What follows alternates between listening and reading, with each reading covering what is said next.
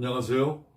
저는 교토에서 나가사키까지 800km를 대한민국과 일본의 관계 개선을 위해서 기도하고 그러면서 걷고 있는 800km를 걷고 있는 최창규입니다.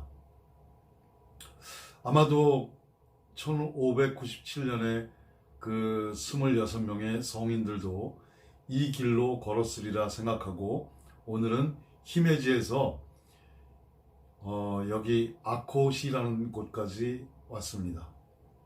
조금 멀었습니다. 제가 오늘은 그 현장에서 그러니까 히메지 성을 좀 녹화를 했고요. 또 아코시에 도착해서 힘이 들지만 그 아코시에서 시내에서 또 녹화를 한 게 좀 있습니다. 근데 그 녹화를 할 때 제가 이렇게 들고 하거든요, 카메라를. 그러니까 좀 카메라가 좀 이렇게 흔들립니다, 이렇게. 그 영상이. 그러니까 좀 양해해 주시고요. 여기도 뭐 별로 큰 도시는 아닌데 아주 참 예쁩니다. 저 현장에서 촬영한 그 영상을 보시겠습니다. 히메지하고 아코시 연결해서 보시겠습니다. 안녕하세요. 오늘은 히메지에서 아코시까지 가는데 여러분들한테 히메지 성을 보여드리기 위해서 잠시 들렸습니다. 입장권은 사지 않고 그냥 밖에서만 이렇게 촬영을 해서 말씀을 드리겠습니다. 일본의 그 많은 성들 중에서 가장 유명한 성이라고 보아도 무리가 아닐 듯 싶습니다. 면적만 보아도 지금 동경에 가면 황거라고 해서 천황이 사는 집이 있죠. 궁궐이 있죠. 거기 다음으로 넓은 면적을 갖고 있고 세계 자연유산에는 물론 등재가 됐죠. 아주 유명한 성입니다. 여기도 하얀색으로 저렇게 칠해 있는데요. 저것을 하얀색으로 칠하면 불에 타지 않는다고 합니다. 여기에 얽힌 이야기들이 너무너무 많은데, 얽힌 역사가 너무 많은데 여러분들과 제가 알만한 이야기만 몇 가지 골라서 말씀을 드리겠습니다. 1580년 도요토미 히데요시가 자기 본인의 주군이었던 오다 노부나가를 죽인 원수를 갚고 복수를 하고 그리고 정권을 잡습니다. 그리고 그때에 이 히지메 성을 기증을 받아요. 그래가지고 여기를 개축을 하고 여기를 본성으로 삼으려고 했는데 1584년인가 오사카 성으로 이주를 하죠. 이 성은 자기 동생한테 주고 갑니다. 그래서 도요토미 히데요시도 여기서 한 2년 동안 있었어요. 그래서 이렇게 도요토미 히데요시가 얽혀있는 이런 성이기도 하고요. 이러다가 이 성은 그렇게 쭉 가다가 메이지 유신이 되고 나서 메이지 정부는 전국에 있는 옛 성들을 없애버립니다. 그러니까 폐번 시현이라고 하죠. 번을 없애고 그리고 현 제도로 바꾸면서 성들을 없애버립니다. 폐성령을 내리죠. 1874년도 경입니다. 그 당시에 성을 다 없애고 개인한테 팔고 이랬죠. 그때 이 동네, 이 마을에, 히메지에 사는 마을에 어떤 한 사람이 이 성을 샀습니다. 여러분 얼마에 샀을까요? 그때 가격이 얼마였을까요? 23엔 50전이었습니다. 지금 환율로 얘기하면 230원 240원쯤 되겠네요. 지금 한 1100 몇십 원이니까 250원쯤 되겠네. 50엔쯤 되겠네. 아니지. 한국 돈으로 250원쯤 되겠네요. 그 가격에 이걸 사서 그 사람은 여기에 있는 기와장을 전부 뜯어서 팔아가지고 그 본전을 챙길 생각이었는데 그 처음에 샀던 사람은 죽고 아들이 이걸 이제 뭐 좀 개보수해서 자기가 그냥 써야 되겠다 생각을 했는데 그 시간이 돈이 없으니까 돈이 좀 부족해서 시간이 지나가면서 그 권리를 빼앗겨 버렸어요. 그러다가 1878년도에 메이지 정부에서 안 되겠다. 성을 다 없앤 것을 복원시키자 해가지고 복원을 시킵니다. 그때에 복원이 됐고요. 더군다나 유명한 것은 2차 대전 때 미군이 폭격을 했습니다.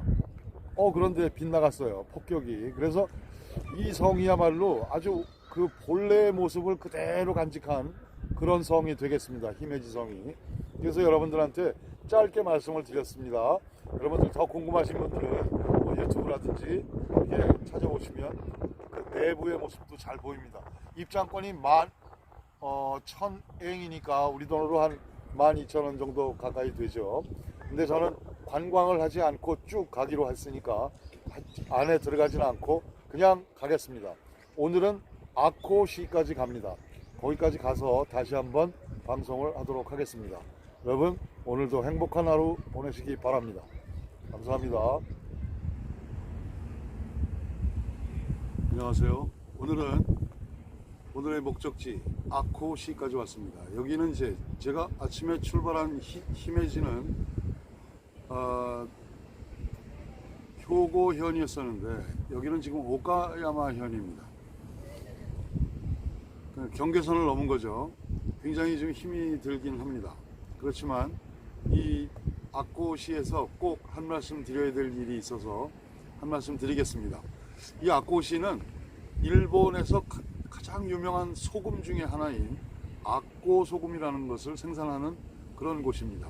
그러니까 옛날에 소금을 생산했다면 굉장한 부자들이 사는 곳이었죠. 우리 조선시대 때는 소금은 왕실에서 왕족들이 그 전매를 했었는데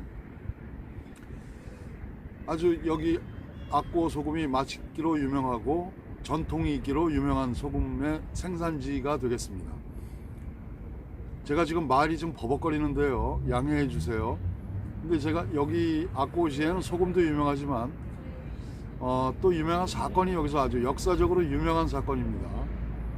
에도 시대 초기가 에도 시대가 한 100년쯤 지났을 때 1701년도에 아꼬 사건이라는 것이 여기서 발생을 합니다. 여기에서 염전을 하면서 돈을 많이 번 아사노라는 사람이 있었는데 이 사람이 돈이 많으니까 여기가 그때 아꼬 번이었어요. 번. 여기에 어떤 막부에서 지금의 동경에 있는 에도 막부 측에서 사신이 오거나 사신이 아니라 이제 관리가 내려오거나 그러면 그 사람을 접대를 하고 이러는 그 일을 맡았었죠. 그런데 어느 날 아사노가 동경에 가가지고 이렇게 있는 사람들을 접대를 하는데 그 막부의 의전을 담당하는 키라라는 사람이 아사노의 그 접대에 대해서 딴지를 겁니다. 소홀하다, 법도에 어긋난다, 예의에 어긋난다, 이렇게 잔소리를 하는 거예요. 그러니까 아사노가 그 자리가 사실은 지금으로 말하면 청와대에서 파티를 하는데 거기서 칼을 빼든 거죠. 그 자체만 가지고도 사형감입니다. 그래 아사노가 거기서 칼을 빼들고 그 의전 담당인 키라를 죽이려고 쫓아가죠. 휘둘렀는데 이마를 다치게 했는데 키라라는 그 사람도 구슬을 좀 알았는지 잽싸게 도망을 가죠. 그래서 죽이진 못했습니다.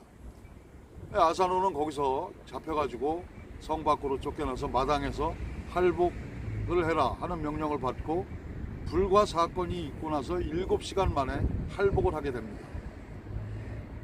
여러분 그 할복을 하더라도 사무라이를 예우를 갖춰주려면 사실은 실내에서 하는 게 예의를 갖춰주는 겁니다. 그런데 에도 성 밖에서 마당에서 할복을 하게 했어요. 그래서 참 그것도 어떤 명예를 지켜주지 않은 건데 사실은 명예를 지켜줄 분위기는 아니었죠. 막부 그 중앙에서 칼부림을 했다는 것은 당연히 그 사형감이었으니까. 그렇게 되고 그 아사노의 가신들, 그 데리고 있던 사무라이들, 그네들도 죽임을 당하고 살아남은 사람들 중에서 그 사무라이 법도에 의해서 주군이 죽으면 그 원인 제공을 한 사람한테 복수를 해야 되지 않겠습니까? 원래 에도 막부는 여러분 일본 역사를 통틀어서 가장 평화스러웠던 200년이었습니다. 에도 막부는 그 지긋지긋한 사무라이들, 전쟁 이런 것을 떨쳐버리고 우리는 문치주의를 해야 되겠다, 이렇게 했던 사람들이 에도 막부 사람들이죠. 도쿠가와 이에야스의 후손들이죠. 그래서 그 당시에는 사무라이들이 어떤 이유로든지 싸움을 하면 싸움을 한 두 사람의 잘잘못을 가리기 전에 두 사람을 다 죽였습니다. 그리고 그 가신들까지 죽였죠. 아사노의 가신들은 2년 동안 와신 상담을 합니다. 주군의 원수를 갚아야 되겠는데, 그러니까 주군을 죽게 만든 키라를 막부에서 죽였으면, 같이 싸웠으니까 죽였으면 괜찮은데, 막부에서는 아사노가 칼을 빼들고 키라를 공격할 적에 키라는 칼을 빼지 않았었다. 그래서 키라는 안 죽였죠.